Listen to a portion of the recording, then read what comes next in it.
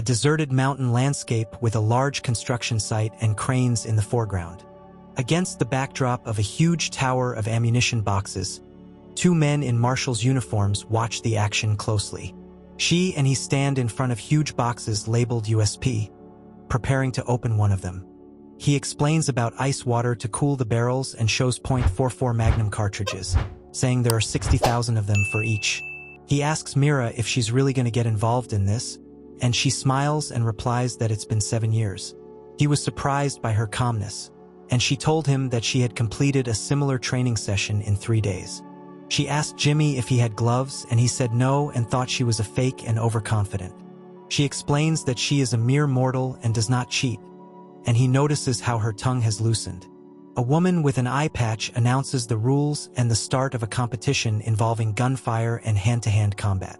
Two people are discussing how long it will take to fire 60,000 rounds, including reloads and barrel cooling, and one of them suddenly sneezes. He and she shoot pistols in a confined space surrounded by boxes of ammunition. He fires his revolver with determination, looking forward with concentration.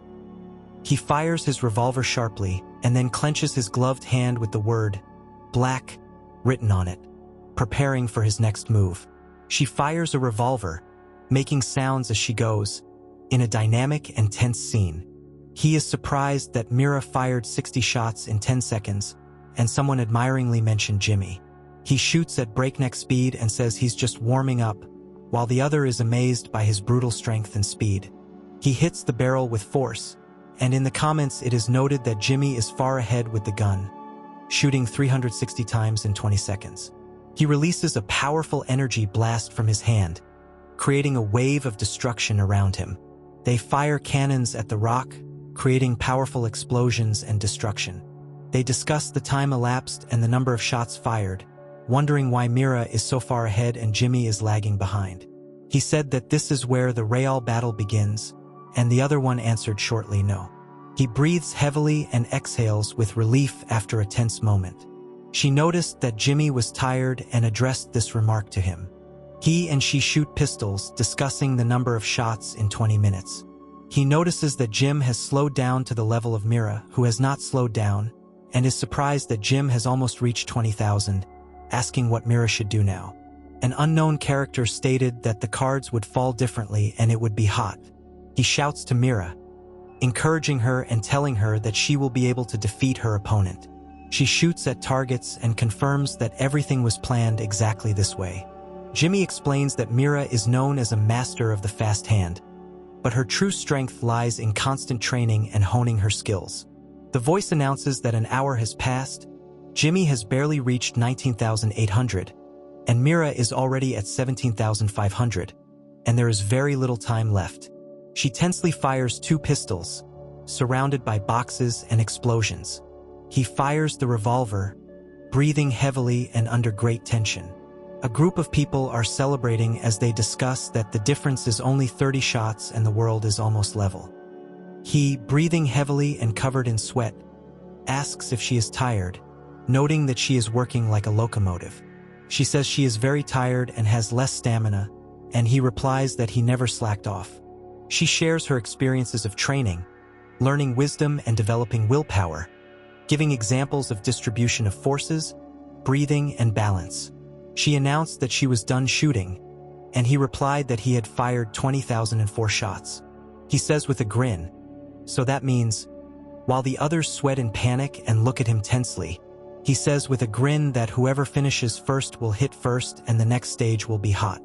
He, exhausted, throws down his weapon, and the other one claims that this is the rule and warns that he is already at the limit of his strength. He hit the ground with force, scattering a lot of bullets and weapons around. She, holding the gun, said that that's all, while the other person stands nearby in tension. She delivers a powerful kick with determination, looking forward with concentration. She knocks the hat off her opponent's head with a powerful kick, striking him hard in the chest. He noted that the precision and accuracy were ideal, but the power was still not enough. She landed hard on the ground, scattering a lot of debris and shrapnel around. He realizes that this is Mira Black's power that she worked so hard to develop. Mary attacks quickly, delivering a powerful kick that sends her opponent flying backwards. Jim prepares to strike with tension and determination, expressing strong emotions. She confidently states that he can no longer perform his signature punch, confirming her expectations. Jim quickly attacks his opponent with powerful blows, demonstrating high speed and strength in combat. He confidently says that he can easily keep up with the speed of his interlocutor right now. He falls onto many hands trying to grab him at the moment of a strong blow. She explains that the gloves and boots are durable and suggests giving the same to the marshal after the fight. He looks at the boxes scattered around in surprise. He shouts in shock that she is already celebrating her victory. He was surprised that she only kicked, and she replied that she was saving her hands for shooting and that this was part of the tactics.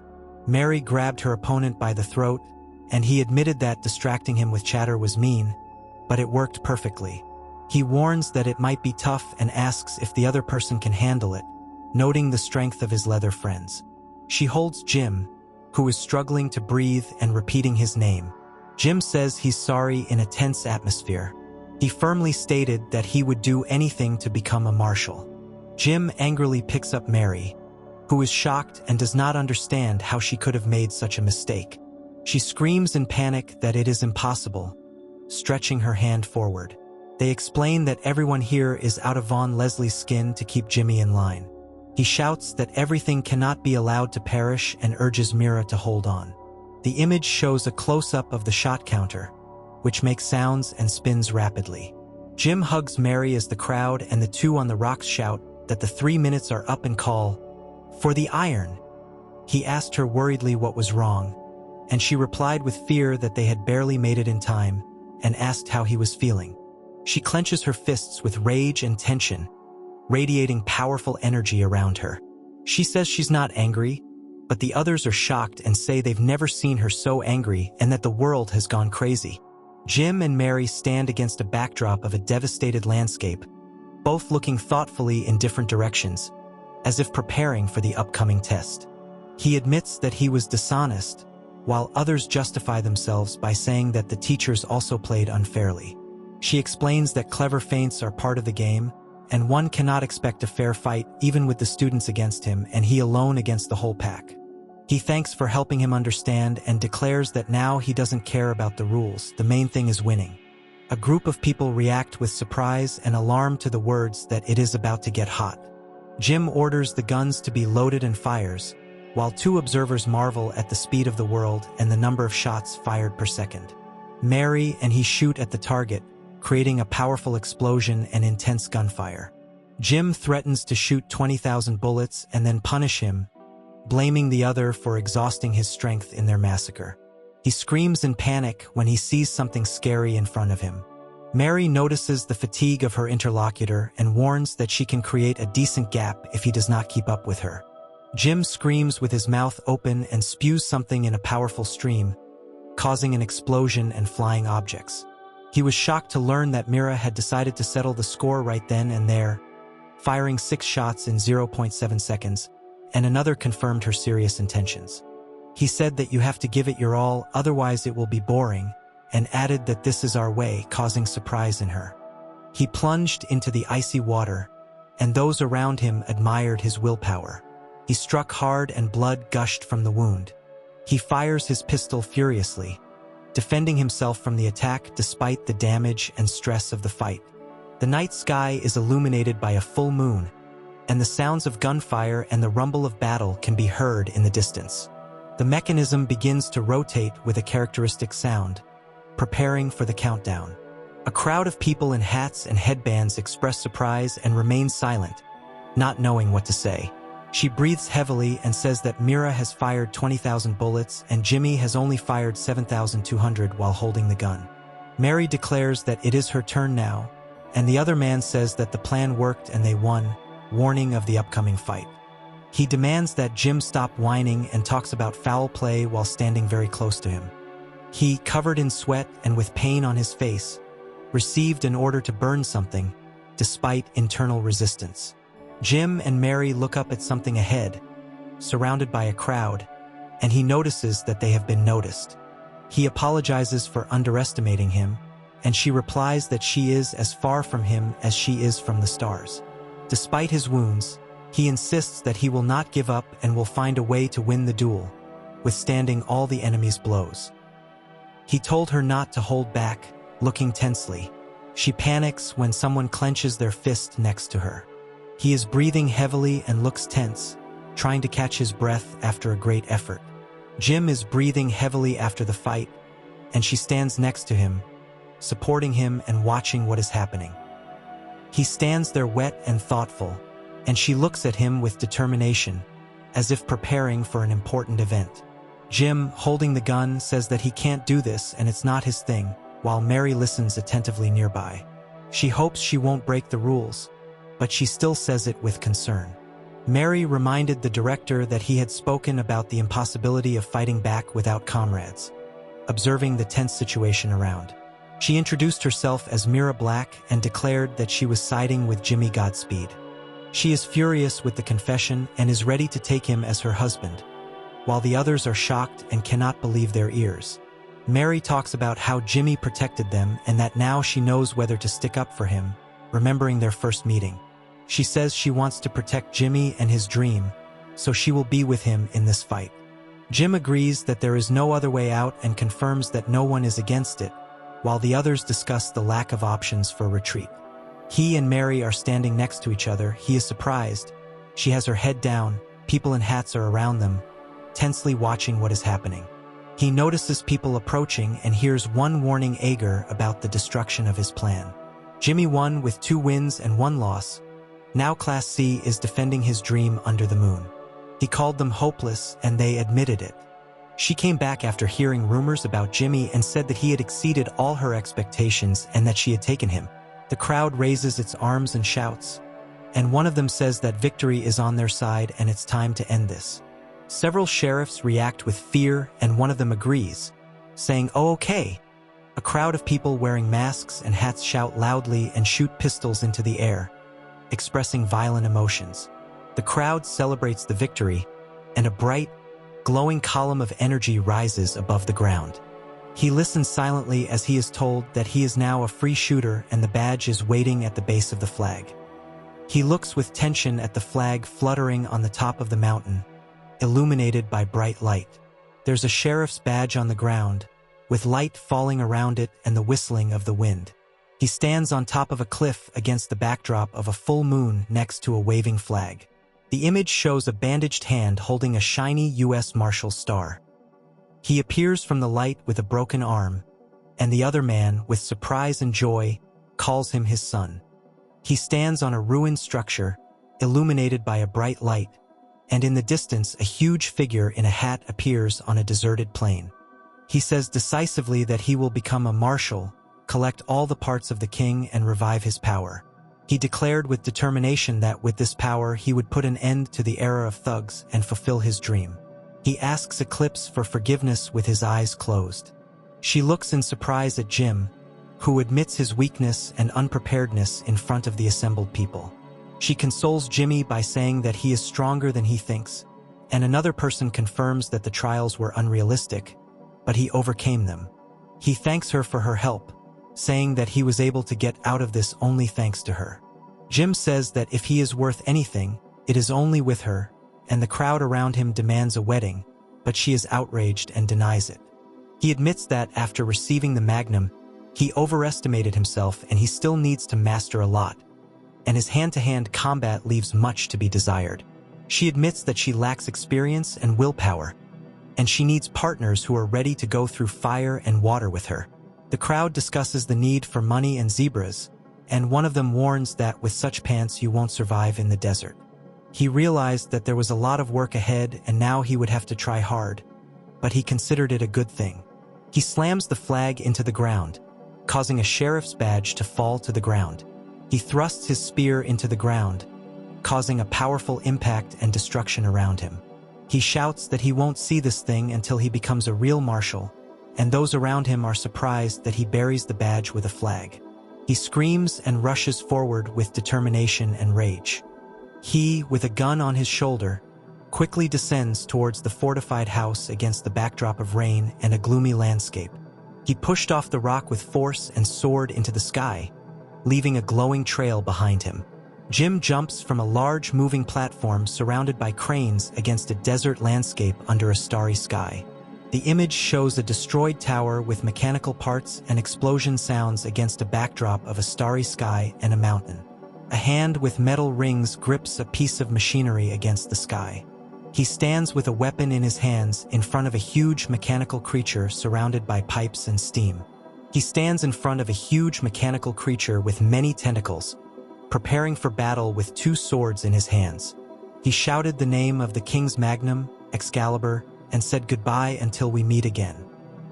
He shouts that he will not retreat until he gains worthy strength, and calls for the golden hands of the king to wait here. He and the clawed creature scream at the same time, surrounded by glowing energy. He screams in pain as his arms are ripped from his chest. He recalls past sensations and complains that everything burns like hell. He reaches out his hands to the black, disheveled mass, as if trying to grab it or stop it. A group of people are running through a tunnel, discussing that Magnum was here and asking if he is nearby. Several people watch a huge mechanical creature rising among pipes and structures. She is surprised to notice that he sealed them again, mentioning golden hands and a magnum. It fires 2 guns pointed forward against a large mechanism or robot in the background. He sits down resolutely, and a group of observers discuss his daring plan to start from scratch and get everything back after everything that happened. He stands surrounded by pipes, sweating and looking ahead tensely. He looks ahead tensely, beads of sweat running down his face, expressing inner excitement and concentration. He stands naked, holding a weapon, and looks down at a mechanical creature with massive claws. He says he is glad to be with them again and that they will learn more in the same saddle, addressing a group of people. He clenches his fist, and she thanks Jimmy and expresses relief that they didn't have to run away. Jim asked if he could have a new uniform, to which the other replied that it was unlikely, and the girl noted that it was not immediately. He asked with a grin whether he would have to walk around naked, and his interlocutor responded with surprise. In these lands where justice is sought, Jimmy Godspeed arrived on the land of Grammarly, which once flourished. They show the destroyed building of the academy, where he will continue his studies and return the magnum, having gained power. The image shows a Nietzsche quote against a background of red fire. A man in a cloak stands at the gate, surrounded by dust, and 2 people watch him from afar. He explained that he had no other clothes when asked about the rags he was wearing. He said that the tests had completely ruined his clothes and he had to find a new cloth, to which his interlocutor expressed sympathy. Someone laughs and says that he dug his own grave and will reap what he sowed. He asks Ager to help with a new uniform, but he refuses, saying that they are given out for free and he has to pay for it himself. He screams in fear, retreating from the approaching stream of fire. He is drawing intensely at the table, surrounded by stacks of books, and another person looks at him in surprise, feeling the powerful energy emanating from the first. He explains that she is currently in full concentration mode and advises to distract her, warning her of the consequences. He noted that he knows how to find an approach, while the other one offered to bring coffee at most. He asked where she was and was told that she was being treated at home and not here. Jim says his body won't hold up after 40,000 shots, and the other man replies that he'll have to rest for another week because of the duel. He explains that she will spend 6 hours a day in an ice bath, soaking upside down. She is in a spacesuit, reflecting on the pain and power of the world, surrounded by flowers. He looks forward thoughtfully without saying a word. He says she risked everything for him to stay with them and asks her to remember that. He studies the notes carefully, surrounded by books and a cup, while the fortress at dawn and an old water boiler are visible in the background. Jim and Mary sit on a cliff top under the moon, quietly talking, surrounded by mountains and fog. She stands among the rocks, and he looks at her, as if waiting for an answer to an important question. He approaches the director, asking for clarification of the situation and noting the urgency of the matter at such an hour. She addresses her grandmother as the Lady Justice of the Dutch family and clarifies, "I mean, Grandma." A character wearing glasses and holding chopsticks in his mouth says, "Okay, my dear granddaughter." She said she finally figured out the tests and asked what he wanted to know. He accuses her of setting everything up so that they would lose. He asked in surprise what she was trying to do with this, and she silently looked down. She admitted that she had planned it all so that the teachers would lose. He squinted and started saying the word for. She admitted that she knew Jimmy had won, but she wanted him to see his weaknesses, especially in the fight with Mira. She accuses him of using everyone to get Jimmy into the game and says she understands his goal. He says that Jimmy will understand through trials that he is not ready for the road, but in the meantime he will buy more time. He confirmed her words with one word against the backdrop of the mountains and the night sky. She asks the other one if she really wants to go on a journey with him and if the whole adventure was for this. He said he would never have made Jimmy a marshal so quickly while they were going through the mountainous terrain. She admitted that she was useless in combat and unworthy of being a partner, and she had little intelligence. He admits to wanting to go on an adventure with Jim and decides to help him, even in small ways. He says the main thing is to study, gain knowledge, and work as hard as you can to support him. She cries and says she wants him to take her with him, even if she's just an extra. She thinks that this is the only way he will accept her, and explains why they need to buy time. The character with glasses says that if he becomes a marshal, he will be able to go anywhere, and that he will talk to his mother about it. He wondered if Jimmy should take her with him, pondering the possible solution. She suddenly noticed something and reacted with surprise. She walks slowly past a huge, ruined mechanical creature against the backdrop of a starry sky and mountains. She's wearing a helmet with a flashlight, calling out to Jimmy as she stands on the cracked ground in the dark. He announced that a conversation with Adjura was beginning against the backdrop of bright sun and clouds.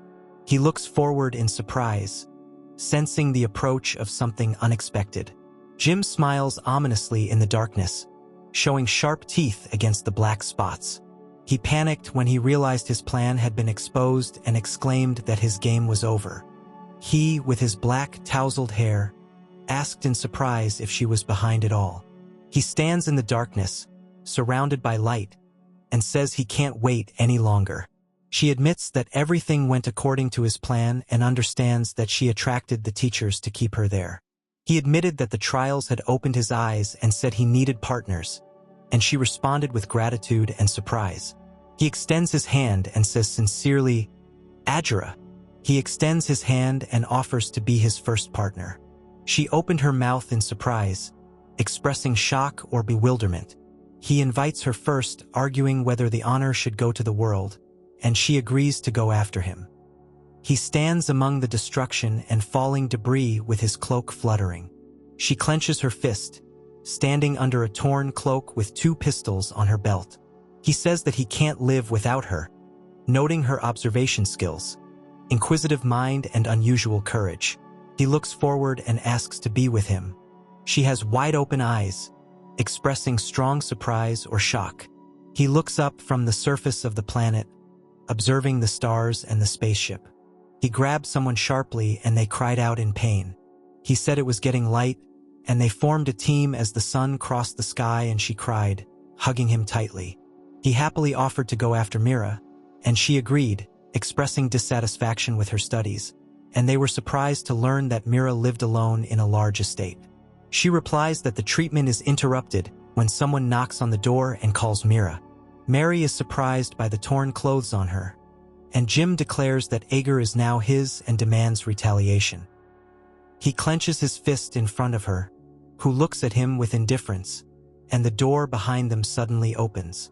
Mary furiously yells, "Fuck you," as she attacks, and he asks in surprise if anyone has turned into a complete pervert after entering the academy. She happily suggested to Jim that they start a club, running up to him while another girl watched from the doorway.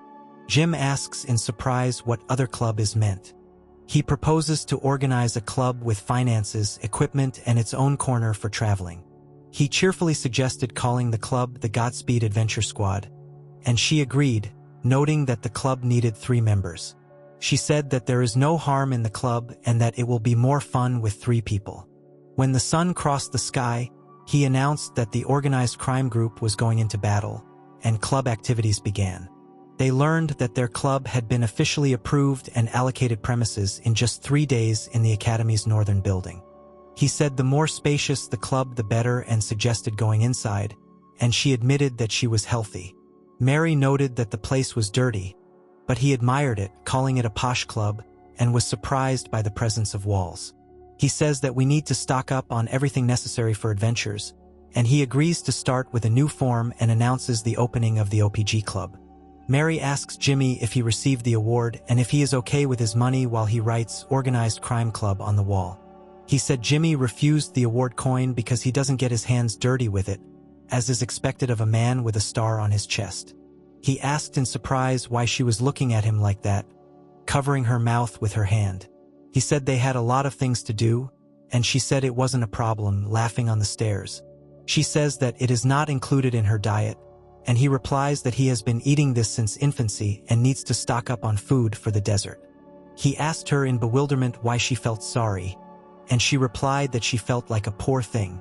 Mary explains that they have cacti and mice, and he agrees and adds that they need a gunsmith to service the guns. She explains to Jim that a cook is a doctor who looks after health, and he agrees with surprise that this is indeed important. She asks for more bullets, saying the more the better, as long as he's holding something in his hands. He explained that you could buy a house with 6 Super Magnum bullets, but the problem was the price, and the other man was surprised. She says adventures require spending money on equipment, people, and food, and all of that costs money. He enthusiastically offered to go and get the reward from the one who rejected it, pointing to the sign, a pile of money. He noticed that she lived without worries, and she replied that she would have to fork out some money. They argue, one suggests stopping whining and coming up with something useful, the other advises having a snack, since they won't come to anything. The image shows a huge cliff with pipes and a bridge leading to the top, with no visible characters. 3 people walk down a deserted street in the shopping district of Grammarly, with factories and mountains in the background. She suggested having a bite to eat here and asked Jimmy to look around the place, and he noticed that they were selling clothes here. He stands with his back to an old building with a sign and hanging meat and grapes. He stands in the doorway, peering out from behind the wooden wall with a serious expression on his face. In an abandoned kitchen, 3 men sit at a table while a cook stands behind the counter, watching them silently. 2 people enter the room, one offers food, and the other 3 look tired and sick at the table. He refuses to accept handouts but agrees to a treat, while another orders 5 bananas and a smoothie, calling it a diet. She orders a portion of pork and beans, and the man explains how to prepare this signature dish of the Western wastelands. She asked if he had lived all this time without proper food and added that he should definitely enjoy it. Mary drinks from a glass, and he looks at her in surprise, holding food in his hands. She says that even if he refused the reward, he should have kept his fortune, and is surprised that he has no price on his soul. She, wearing a military cap, says that her father wrote about this in a report, and he confirms this with excitement. He stands on a rock and they say that Godspeed lived for thousands of years, plundered and accumulated untold riches, remaining outside the law. She explains that the amount is equal to $40 billion in cash and 20,000 tons of gold. She asks Jimmy in surprise if his fortune really allows him to build hundreds of houses for little money, and he is shocked by the sum of 40 yards. She confirms that she remembers where Godspeed's riches are and answers another person's question with confidence. He says that deep in the mountain range, in a cave, all this good stuff lies. He says with a smile that he got rid of the dirty money because he wants to become a marshal and couldn't use it, so he burned it all down. He said he melted down 40 billion worth of gold and poured it into the abyss of ruins. He said that the end of Mr. Godspeed's wealth had come, standing against the backdrop of a bright fire. In a dark room, several people are sitting at tables, and a man with a tray walks towards them, carrying food. He tapped the frying pan gently, attracting the attention of the girl who was peeking out from behind the table. A man offers Jim pork and beans on the house, and Jim inhales the aroma with admiration. He watches in surprise as someone eats a strange dish with a spoon, while his eyes reflect the unusual food. He tastes the food with delight and says that the flavor of the beans matches perfectly with the sauce and fat, and the taste is simply delicious. He offers to try the bread, and she admires the soft texture and taste, wondering why he always eats it so well. He enthusiastically puts food into the pan, trying not to spill the contents. He enthusiastically asks for more, and she smiles back, enjoying the moment. He said with relief that the food was divine, and she replied that there were no mice lying around with it. She exclaimed that she knew a quick way to make money, expressing sudden insight. She is surprised that he did not take the reward and threw away the fortune, but admits that his approach was correct. She explains that they need to eliminate the bandits and collect the bounties on their heads, and he agrees with this method. Jim demands that he stop whining, reminding him that it's easy for him, but he says that he's afraid of bandits. He asks with a serious look if this means that the other person really wants this. He turns sharply to the frightened people at the table, shouting at them, "Hey, jackals!"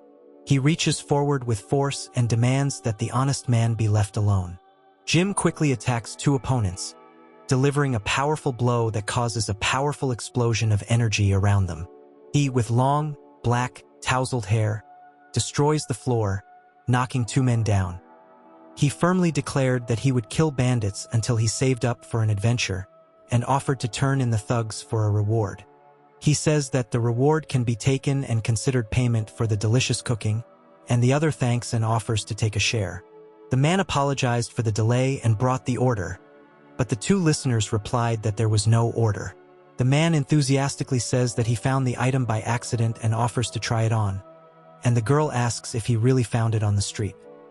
He exclaimed with delight, noticing how tightly the molded ones fit.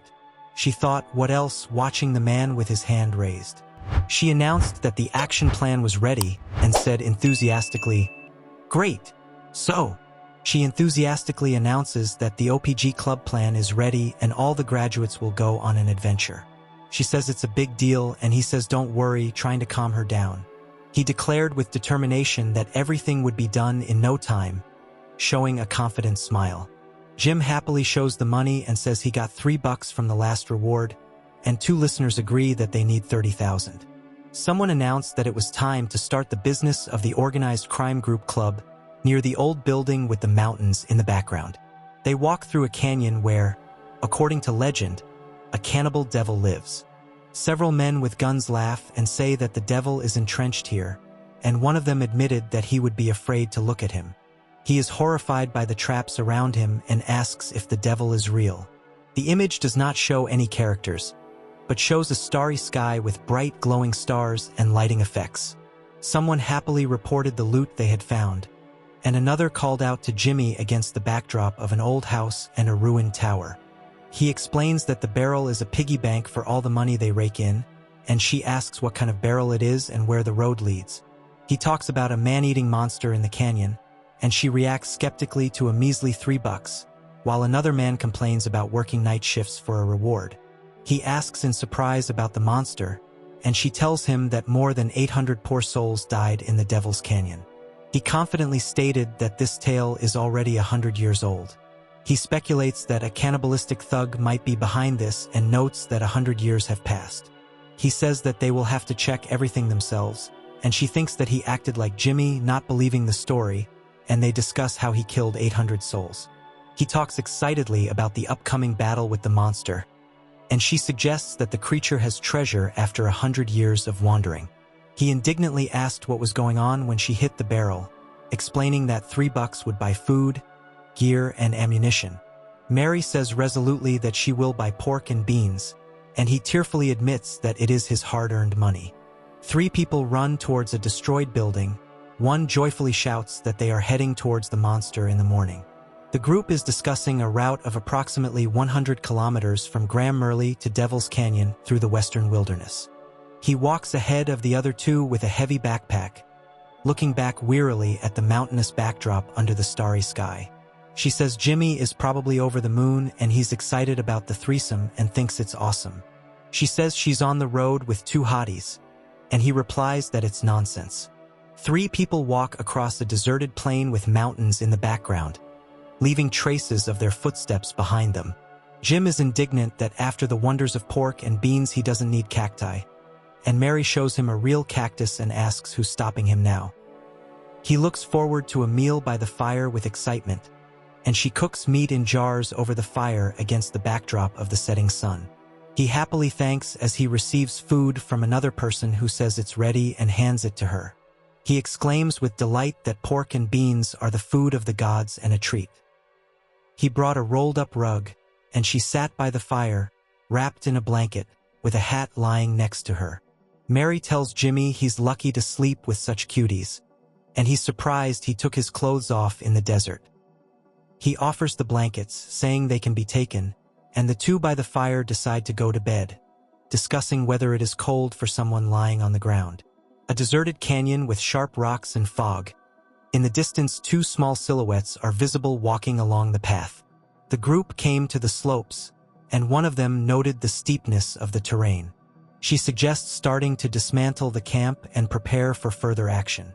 She says they have 200 bullets each and they won't waste them while they load their guns. He took the knife and removed it from his belt, making a distinct sound. She offers Jimmy to take command, but he doubts that he can lead the case.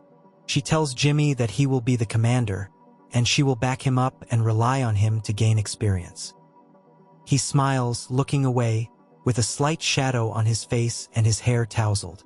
They are getting ready to set off. One of them calls to catch the monster, and the other suggests starting to move. In the center of the stage, there is a cracked round mirror or eye with a vibration effect and the sound Kororo. Jim and she look forward in surprise. He exclaims with a question. He shouts that it's a trap and orders everyone to take cover as a huge boulder rolls down a narrow gorge. He yells, "You!" as a huge rock rolls, knocking down another man in a narrow mountain gorge. He panics when he notices that a huge wheel is chasing them and warns them about it. A creature with a huge eye on top of a cliff commands intruders to leave. She asks if it's a monster, and he warns that it's heading towards them. He fires 2 pistols at a huge rolling rock, destroying the walls around it. She called out Jim's name and said it was his signature turn as they prepared to attack. He jumps from a high cliff and quickly grabs the rock with his mechanical hand to save himself from falling. He screams that it's time to give up the ghost and attacks the monster with a weapon, assuring that he's caught. He shoots and says it's time to call it a day, summoning a monster. The two joyfully encourage each other, urging each other to continue firing volley after volley. The monster releases powerful energy beams, destroying rocks against the backdrop of mountains and the sky. She wonders who it is, and he is shocked that someone took everything away. Jimmy and his team arrived at the canyon to find out what kind of monster lives there, and he is surprised by strange movements. At the top of the mountain stands a strange creature making the sounds shoo-shoo and krrs against the backdrop of a sky with clouds and bright stars. Jim falls from a great height, cursing, and as he lands on a rock, he exclaims, "Ooh!" He falls among the crumbling rocks and screams, trying to get attention. He fell into a deep abyss and cried out in pain as he fell. Mary yells at Jimmy to pull. He fights, breaking the barrier and challenging him to show what he can do. He happily supported Ager's idea to bring down the support, and she enthusiastically proposed a plan of action. They shoot at the same time. One orders to hit the point below the monster, the other confirms the order. He slams into the wall with force, shattering it into pieces. Against the backdrop of the mountains, a huge rock collapses, making a loud sound similar to Kiroro. They are in a narrow gorge, and one of them said that the enemy had escaped. He ponders the mysterious identity of the enemy, and she is surprised by his unusual abilities and wonders what kind of creature it is. He said with a serious expression that it was a man. He screams in shock that he cannot believe the existence of a one-eyed creature. He explained that there is a person behind the traps, and the technology is unknown and is controlled manually by someone. He says with a smile that he is facing a real genius who has been doing this for 100 years. He chuckled and said that was already interesting. He said with determination that it was time to bring him to justice. He quickly jumps and tumbles between the rocks in the mountains, making sounds of movement and landings. The explosion shatters the earth. accompanied by crackling and rustling sounds. He asks in surprise who these people are and what brought them here, looking at the unusual tough nuts. He assures that he will scare everyone so much that no one will dare to come here again, and considers himself above any opponents. He warns Ager about the traps and the enemy lurking in the depths, and she agrees with his words. She explains that they need to deal with the traps first if they want to find their monster. He said that, in that case, everything is clear. He orders the two to go forward, promising to cover the rear, and says that they will play bait on the path of death. She was disappointed in Jimmy and reminded him that they were supposedly one team, but he was in shock and didn't understand what was going on.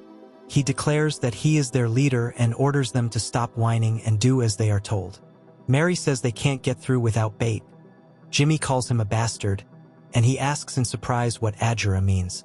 He firmly stated that he was fulfilling his duty as a marshal and that this was his path in business.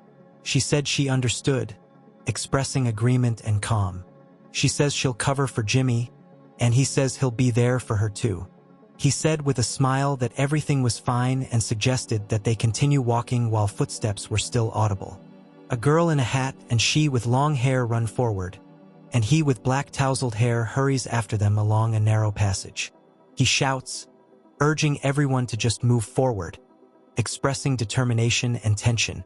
He demands to trust him and warns her not to move until he tells her to, and she worries about the traps. She, with long, black, tousled hair, shouted yes, as she stood next to another person with flowing blonde hair. He runs quickly across the rocky terrain, leaving behind footprints and a fluttering cloak. Jim peers through his telescope at the glittering rocks below the cliff. He panicked and asked why the hell they were planning to go head-on. He enthusiastically took up the device and proudly called the people of that era rare smart people. She and the girl with the hat watch in horror as the huge ruined towers fall around them. He fires 2 pistols as 2 girls run towards a broken wall. He and she notice how a huge rock begins to fall from the cliff, causing alarm and danger. He destroys the barrier with a powerful blow, tearing apart the ropes and stones in his path. Jim and Mary are standing on a large stone block that suddenly rises, causing a cloud of dust around them. She cried out to Jimmy and demanded an explanation of his plans. He declares with determination that he will smash boulders and destroy machinery with rapid shots from his .44 magnums. Jim orders them to go forward and promises to destroy the traps, but he is frightened and wonders who this man is. He quickly reloads the revolver, pulling out the cylinder and inserting cartridges. He fires a revolver with a serious expression on his face, making a loud sound as he shoots. He shoots at the rock, causing an explosion, and 2 girls watch the destruction among the mountains. He supports the leader, saying that he is a good guy, and she expresses approval and admiration. He resolutely urges you to go straight to the monster's lair and promises to demolish any trap on the way. He talks about the power of his .44 magnums with tungsten bullets and high rates of fire. He defiantly says that any trap is not scary for him and asks what other tricks the monster will have. He and the other man in the hat look at each other tensely, preparing for a conflict. He stares intently through his monocle at the narrow passage between the sharp rocks. He reported in panic that the enemy had broken through his traps. He notices the shooting skill and is surprised by the recoil of the weapon, wondering what kind of bullets the enemy has. He shouted that the last word would be his, jumping onto the broken stones.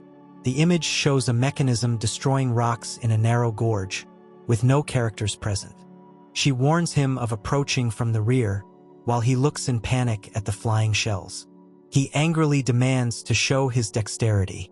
He shoots at the falling bombs, trying to protect the girl who stands in front and looks up. The image shows the moment of a powerful explosion or destruction, with no visible characters.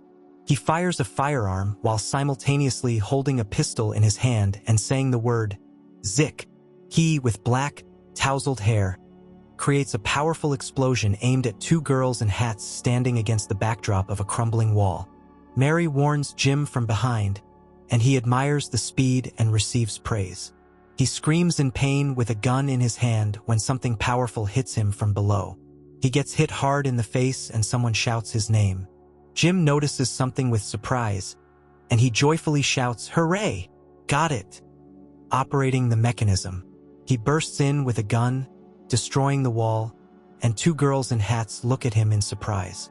She and he shoot at the attacker, destroying the wall and forcing him to retreat. They discuss that their enemy has given up hope, but she is still operational and all the targets are in place. He, with blood on his face and wearing a hat, resolutely says that he will fulfill his duty. Mary noticed the movements and he admitted that he had not missed. He notices that the move she used on Jimmy is growing before his eyes and wonders when he learned it, and Jim says that it awakens feelings. She said she knew she still had a lot of growing to do. The image shows a character with curled hair sheepishly confirming that the interlocutor is talking about something specific. He and she are surprised by the appearance of a creature on top of a cliff, making a strange sound. He screams in rage, demanding an explanation as to why they are pestering him and wanting to kill him. He screams that he wants to go home, and the other one accuses him of attacking and thinks everyone is crazy. He declares that he does not need the rotten world and wants to leave the Forgotten Canyon. He screams that he wants to return to his world, with an expression of despair and tears in his eyes. He is in tears and says with excitement that he came from the 21st century. Jim lies on the ground, covered in dust and rocks, his eyes wide open, as if in shock or a daze. He woke up in a hole and said in surprise, "Huh!" He woke up in an unfamiliar valley among sharp rocks and thorny trees. He couldn't remember who he was and wondered where he was and what was more important. The image shows Jim with black eyes and a blue pupil looking forward, while Mary with black eyes and a black pupil stands nearby, watching him. He looks in surprise at the crumbling piece of paper with the scribbles. He climbs the rock with difficulty, trying to figure out where he is. He stands on the edge of a cliff and smirks and calls people stupid, not believing what is happening. He screams that all his friends and family have died and he is the only one left, remembering his name.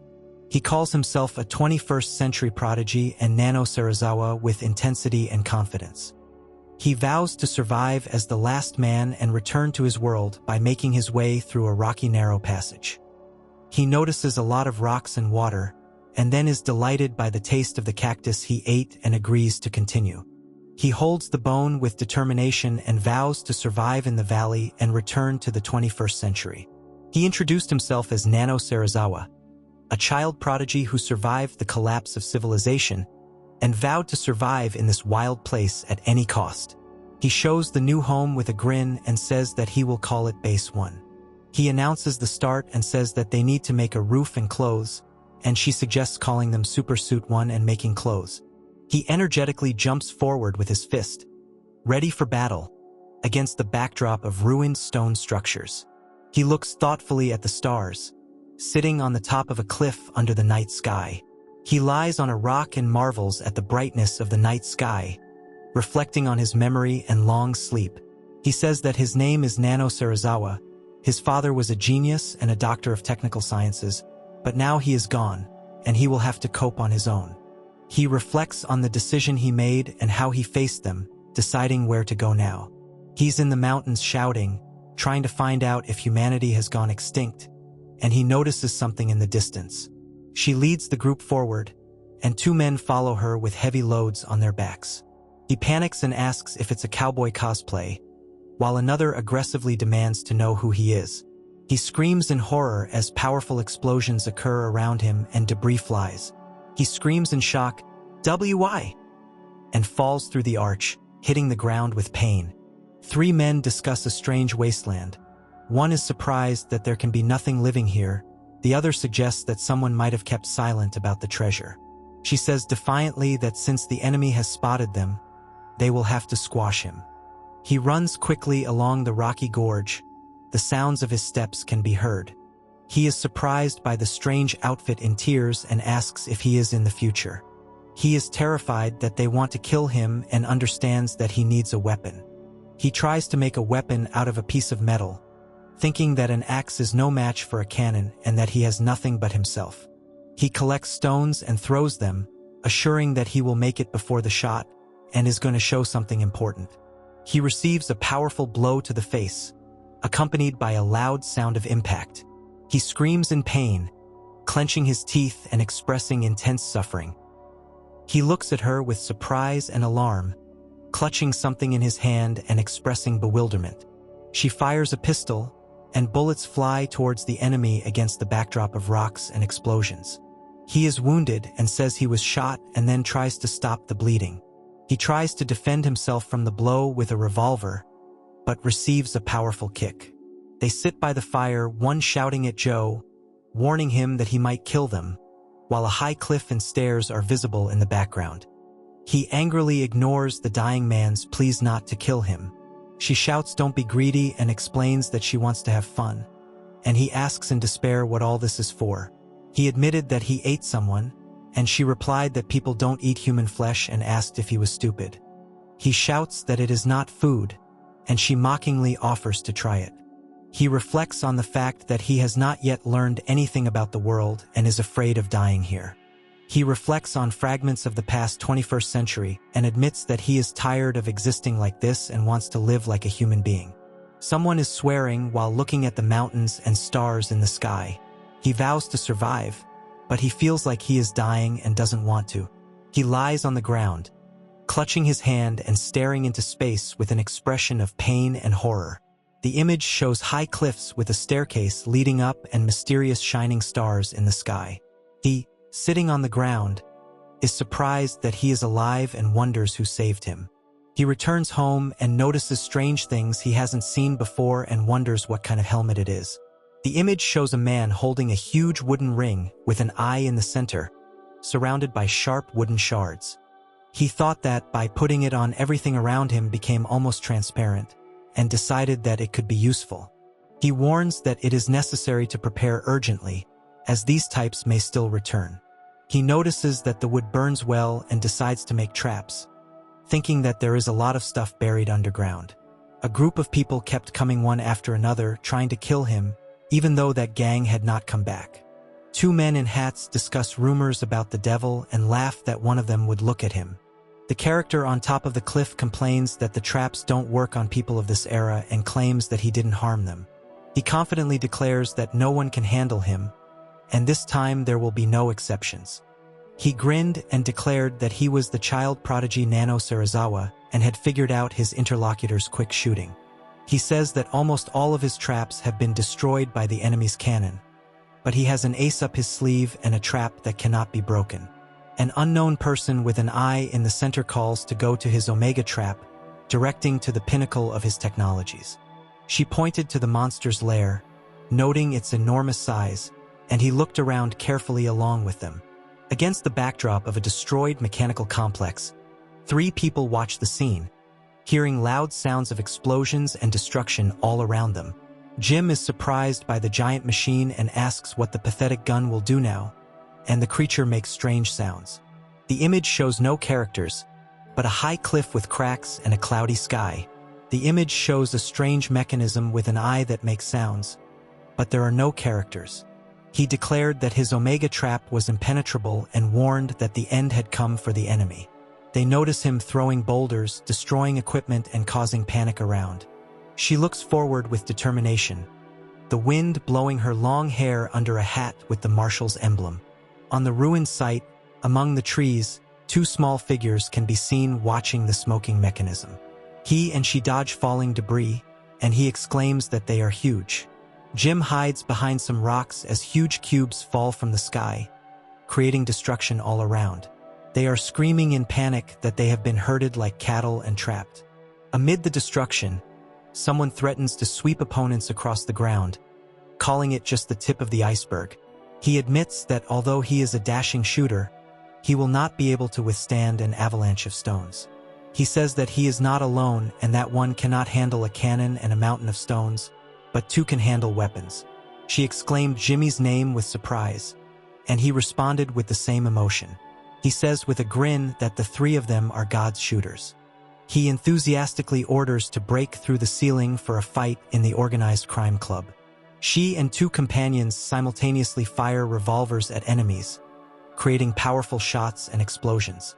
The image shows a powerful explosion with flying debris and loud bangs.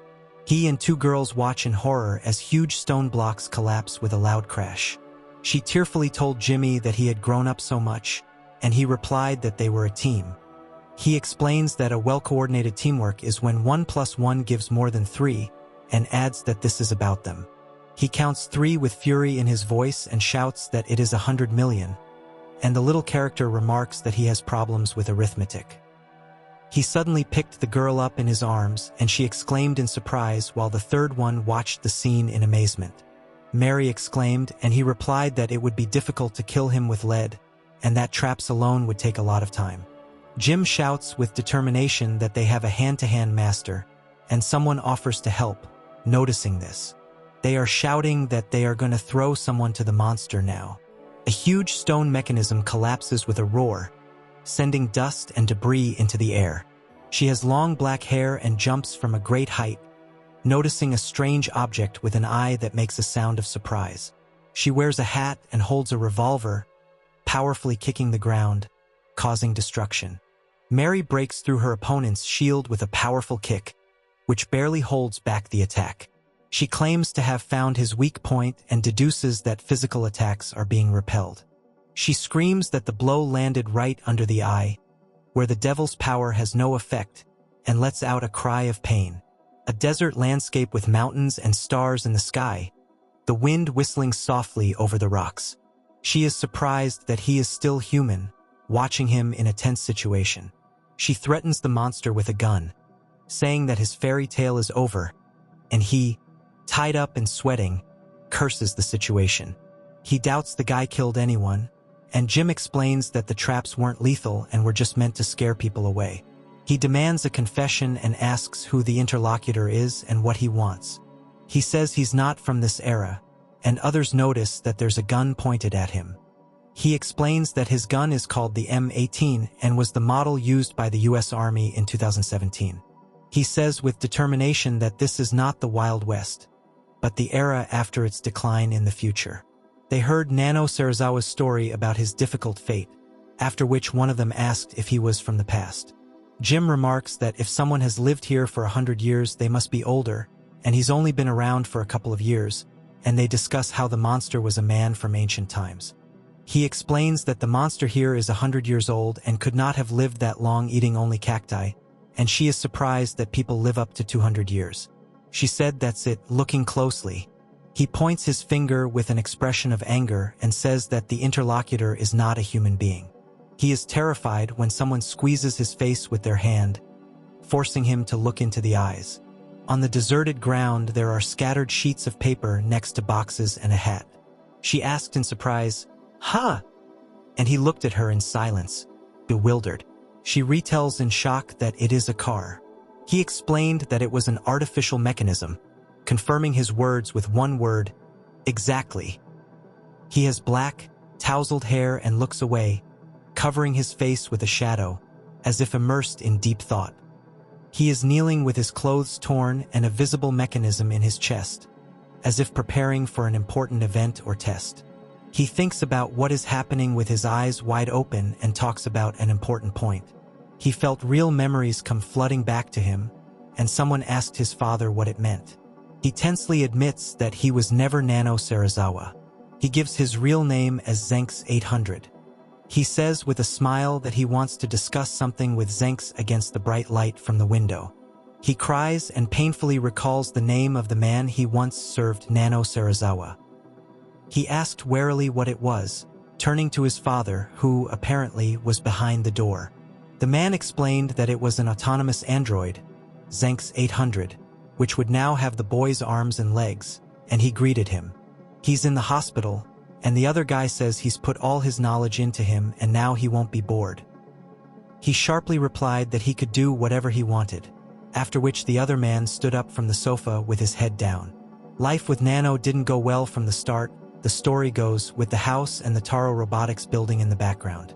He refuses to go out, and the other one suggests going to the beach and says that it's time to dry him off and that the food is ready. He indignantly refuses, and the other says that he must obey the order to leave.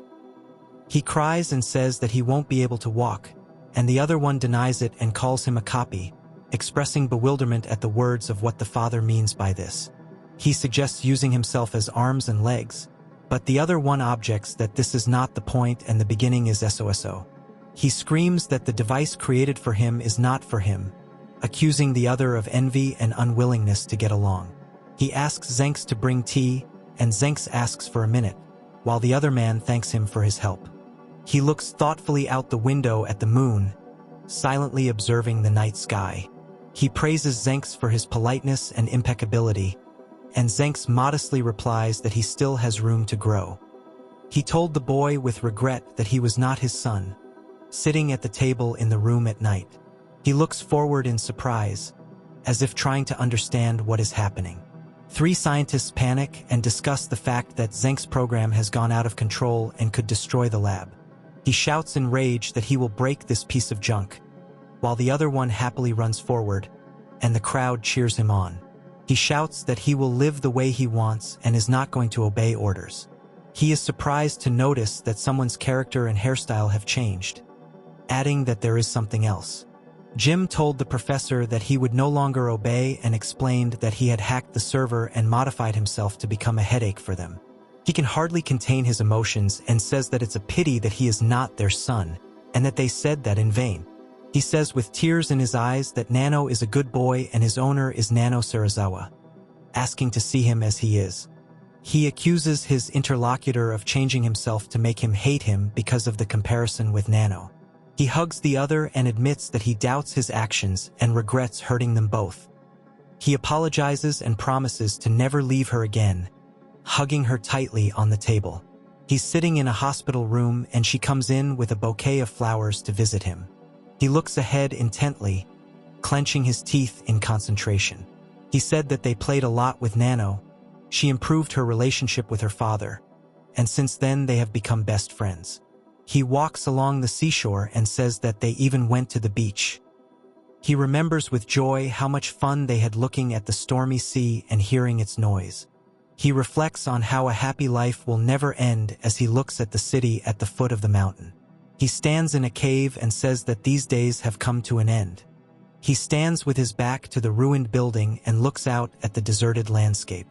He explained that he had seen everything himself and considered people stupid, and she asked why.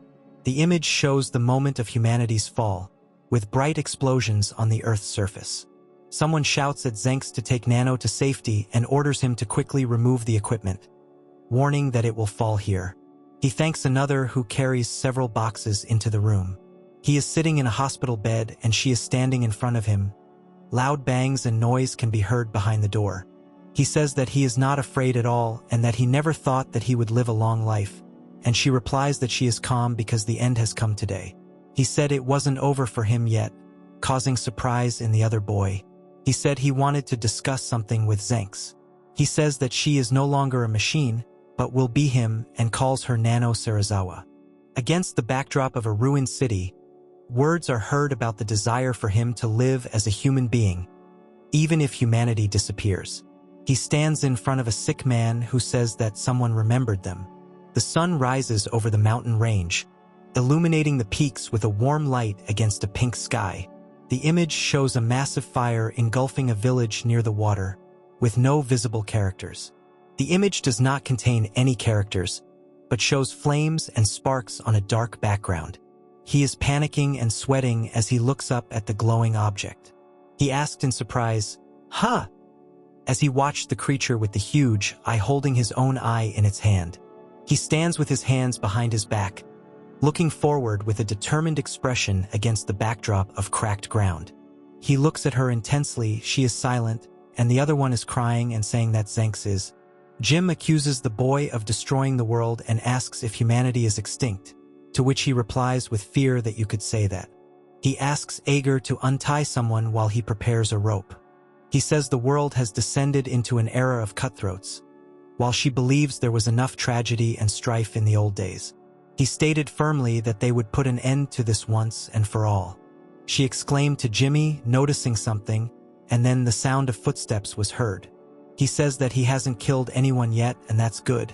And the other one replies that they want to build a world where no one dies in vain.